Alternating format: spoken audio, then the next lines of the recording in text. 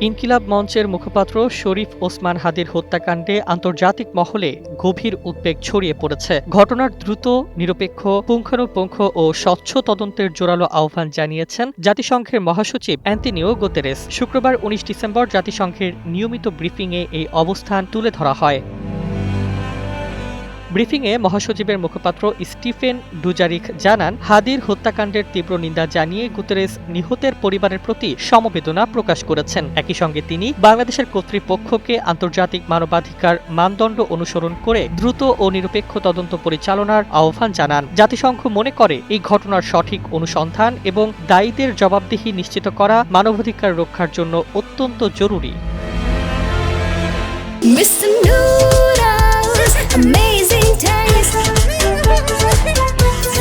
বাংলাদেশের সাম্প্রতিক রাজনৈতিক ও সামাজিক পরিস্থিতি নিয়েও উদ্বেগ প্রকাশ করেছে জাতিসংঘ। ফেব্রুয়ারিতে অনুষ্ঠেয় জাতীয় নির্বাচনকে সামনে রেখে শান্তিপূর্ণ পরিবেশ বজায় রাখার আহ্বান জানিয়ে গুতেরেস সংশ্লিষ্ট সব পক্ষকে সহিংসতা পরিহার, উত্তেজনা কমানো এবং সর্বোচ্চ সংযম প্রদর্শনের অনুরোধ জানান।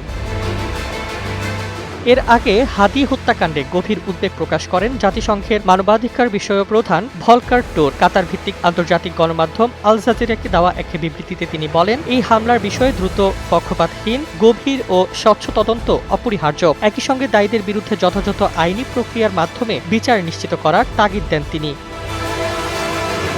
আন্তর্জাতিক মহলের এসব আহ্বান বাংলাদেশের জন্য একটি স্পষ্ট বার্তা, ন্যায় বিচার নিশ্চিত করাই এখন সময়ের সবচেয়ে বড় দাবি। ডেস্ক রিপোর্ট, জয় জয় দিন।